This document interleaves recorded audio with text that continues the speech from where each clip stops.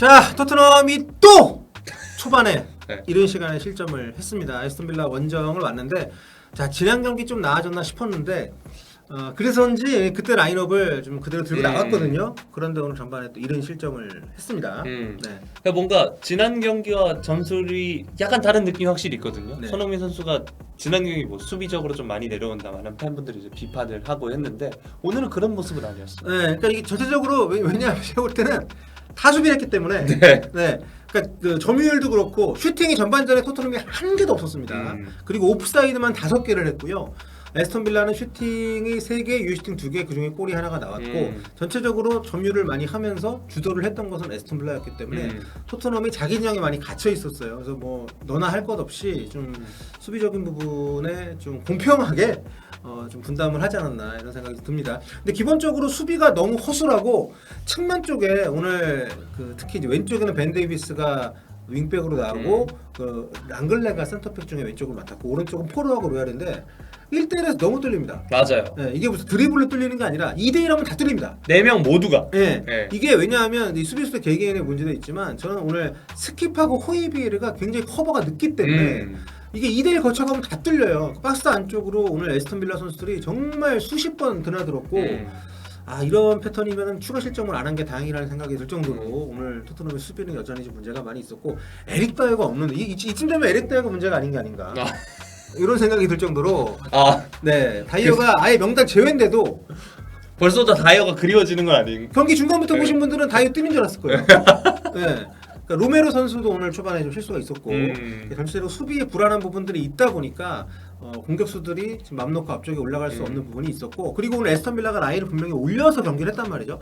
전반전에는 옵사이드가 많이 나왔는데 후반에도 전 이렇게 해줬으면 좋겠어요. 그럼 손흥민이 됐던 뭐 케인, 히샬리송이 그 뒷공간 노릴 수 있는데 그러니까 좀 아쉬운 건 뭐냐면 셉세비가 뛸 때 그나마 좀 그 손흥민 선수에게 좋았던 거는 동선이 거의 안 겹치거든요. 맞아요. 셉세비하고는. 근데 히샬리송은 굉장히 겹칩니다. 그러니까 손흥민 선수가 돌아 들어가려 할 때도 앞쪽에 많이 지금 나와가지고 같은 선상에 있는 경우도 있고 아예 같은 위치에 있는 경우도 있고 그러니까 그 부분에 대한 좀 정돈이 필요한데 이게 과연 될 것인지 후반전 변화 뭐 어떻게 보십니까? 일단 아스톤 빌라가 말씀해 주셨다시피 그대로 이제 축구 스타일을 고수를 한다면 사실 아스톤 빌라의 센터백 라인들이 수비 그 스피드에 강점이 있는 선수들이 아니거든요. 그렇죠. 이게 토트넘 공격에 한 번만 통하면 됩니다. 근데 문제는 그 아스톤 빌라 그런 느낌인 것 같아요. 우리가 라인을 올려서 뒷방을 맞을 수 있지만 우리가 라인을 올려서 압박을 하면 스킵과 호이베르가 얼을 찬다. 그럼 우리가 이길 수 있다. 약간 이 느낌이에요. 압박의 효과를 봤던 에스턴 빌라고 에메리 감독이 그거를 좀 노렸던 것 같은데 어쨌든 수비 라인 올리고 에밀리아노 마르티네스 선수 골키퍼도만 전진을 해 있었기 때문에 좀 그 공간을 후반에 토트넘이 노려본다면 손흥민 선수의 기회가 좀 올 것 같다는 생각이 좀 들고 히샬리송은 개인적으로 좀 바꿔줄 필요가 있지 않나. 단주마한테 기회를 좀 주세요. 네, 토트넘 에스턴 빌라 원정에서 후반전에 골을 넣긴 했지만 더 이상 추가골이 나오지 않았습니다. 페널티킥으로 케인이 만회골을 넣었는데 그치면서 2대1로 패배를 했습니다. 오늘 경기 뭐 총평 할 만한 거 있나요? 질만했다. 졌지만 졌지만 질만했다. 네, 일단 순위표를 간단히 보고 가면 이번 경기 지면서 에스턴 빌라에게 승점을 따라잡혔습니다. 6위 자리는 유지했지만 골득실에서 앞선 그것도 단 2골 차로 앞선 6위이기 때문에 남은 2경기를 통해서 얼마든지 뒤집어질 수가 있는 승점 차라고 할 수 있겠고요. 아무튼 올 시즌 남은 기간 동안 유로파리그 진출 가능성도 어느 정도 갖고 있었던 토트넘인데 이번 경기 패배로 사실상 많이 어려워졌습니다. 좀 어려졌다고 보면 될 것 같습니다. 후반전 들어서 그래도 메이슨 감독 대행이 좀 애를 썼어요. 맞아요. 선수 교체가 이루어졌고 적중이라고 할 수는 없지만 어쨌든 그 유의미한 변화를 가져오긴 했습니다. 전반적으로. 사실 후반 6분까지 슈팅도 없었고 토트넘이 하나도. 그리고 그때 화면에서 그 기록을 보여줬는데 상대팀 박스 안에서의 공격적인 볼 터치가 아스톤 빌라는 18번. 토트넘은 한 번.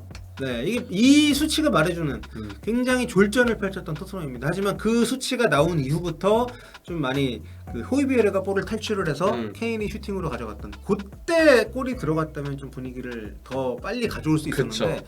그게 좀 실패를 했었고요. 하필 그때 에밀리아노가 네. 엄청난 선방을 그렇습니다. 보여줬습니다. 그 케인의 슈팅 52분에 나왔던 케인의 슈팅이 이날 토트넘의 첫 번째 슈팅이었습니다.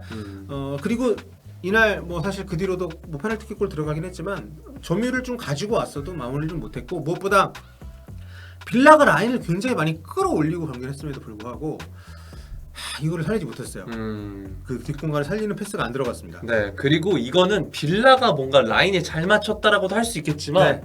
이 패스를 넣어주는 패스하는 선수들의 타이밍이 너무 느렸어요. 네, 그렇죠. 그 앞서서 투입되는 이제 손흥민 선수 움직임이나 케인, 히샬리송의 움직임에 비해서 패스가 너무 느렸고 마치 손흥민 선수가 오늘 이제 손흥민을 잘 모르는 사람이 경기를 보면 저 선수는 옵사이드 라인 앞에서 태어난 선수야? 네. 라고 생각이 들 정도로 옵사이드에 많이 걸렸어요. 그렇습니다. 물론 히샬리송이 더 많이 걸리긴 했지만 네. 오늘 토트넘이 9개의 옵사이드가 나왔습니다. 그러니까 상대가 열어준 뒷공간을 이걸 활용할 수 있을 만한 패스가 투입이 잘 안 됐고요.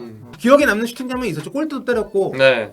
골 넣었던 것도 있었는데 다 이제 옵사이드 판정이 나면서 그 슈팅 자체가 기록이 안 됐기 때문에 토트넘이 상당히 아쉬움이 있었습니다. 근데 그 후반전 16분이었죠. 이때 이제 교체를 시도를 하면서 그때 클루셉스키하고 비수마가 들어갔죠. 네. 이 두 선수가 들어가면서 손흥민의 위치가 많이 올라갔죠. 그렇습니다. 네. 기존의 3-4-3 포메이션을 3-4-1-2 정도로 바꿨어요. 손케 투톱을 쓰고 클루셉스키가 히샬리송 대신 들어가면서 중앙에서 주로 치우쳐서 많이 뛰었기 때문에 그러면서 분위기는 좀 가지고 왔습니다. 그런데 확실히 좀 결정을 짓지 못하면서 좀 패배를 했고요. 뭐 너무 아쉬운 경기였습니다. 네. 확실히 클루셉스키가 들어오고 활기도 생기고 클루셉스키가 좋은 장면을 많이 보여준 것도 사실인데 골 발착력이 너무 아쉬웠어요. 네. 슈팅 0점도 그렇고. 그리고 이날은 중앙에서 특히 좀 많이 좀 밀렸습니다. 그러니까 맥긴에게 좀 많이 고전을 했어요. 맞아요. 그러니까 스킵하고 호이비에르를 계속 같이 쓰는 것에 대해서 우리가 좀 아쉬움이 있었는데 이날은 유독 그 조합이 먹혀들지 않았었고 비수마가 투입이 되면서 3인의 미드필더를 쓰면서 어느 정도 변화를 주긴 했지만 결국 이제 골까지 못 만들어냈기 때문에 뭐 성공했다고 볼 수는 없는 그런 조합이었던 것 같습니다. 이제 남은 경기가 2경기거든요. 지금 토트넘의 경기 일정을 보면 다음 경기가 이제 그 브렌트포드 네. 그리고 리즈 유나이티드 네. 2경기입니다. 이 경기를 다 이긴다고 해도 승점이 63점이기 때문에 5위는 사실상 이제 물 건너갔고요. 브라이턴하고 에스턴 빌라에게 잡힐 가능성까지 염두에 두면 7위 최악에는 8위까지도 가능성은 좀 있는 상황이어서 그래서 사실 네. 브랜드퍼드 같은 경우에 이제 말 그대로 정말 10위 중위권에 있는 팀이기 때문에 동기가 떨어질 수는 있지만 지금 리즈는 새로운 감독 플러스 강등 로이드를 맡고 있는 팀이란 말이죠. 쉽지 않습니다. 그리고 그 브랜트포드도 마지막 홈경기거든요. 수령전 홈경기는 또 선수들에게 또 의미가 있기 때문에 일단 강등이 된 상황이 아니라고 한다면 이게 쉽지 않은 경기가 될 가능성이 있고요. 우리에게는 손흥민 선수가 좀 더 많은 골을 넣는 게 좀 남은 시즌에 대한 목표인데 그거를 좀 살려줬으면 좋겠는데 어떻게 될지 모르겠습니다. 지금 일단 6위까지 하면 그래도 유로파 컨퍼런스 리그 나갈 수가 있어요. 네. 요게 뭐 팬사에 말이 많죠. 잘 안 나가는 게 낫다 뭐 그렇지만 케인이 얼마 전에 얘기했습니다. 참가하는 모든 대회는 소중하고 우승 트로피를 따낼 수 있게끔 해야 된다라는 얘기를 했기 때문에 그게 케인이 팀에 남겠다고 얘기한 것처럼 해석하는 팬들이 있을 정도로 좀 반향이 있었거든요. 아무튼 6위를 차지해서 컨퍼런스 리그 티켓을 따게 된다면 그것도 의미가 있는 거겠죠. 남은 시즌 동안에는. 이왕이면 만약에 컨퍼런스 리그에 참여하게 된다면 우승을 노려야죠. 네. 토트넘은. 그렇습니다. 네. 오늘 경기하는 거 봐서는 남은 2경기에서 승점을 몇 점이나 딸지는 솔직히 모르겠는데 그래도 손흥민 선수의 폼이 그래도 최근 들어서 계속 꾸준히 좀 잘 유지가 되고 있다는 점에서 남은 2경기도 여러분과 함께 입중계를 통해서 응원하면서 지켜보도록 하겠습니다. 네, 이제 시즌 끝날 때까지 2경기 남았습니다. 저희 입중계. 얼마 안 남았어요. 자, 오늘 밤새 경기 같이 봐주신 분 감사드리고요. 네, 여러분 또 다음 시간에 뵙도록 하겠습니다. 안녕히 계세요.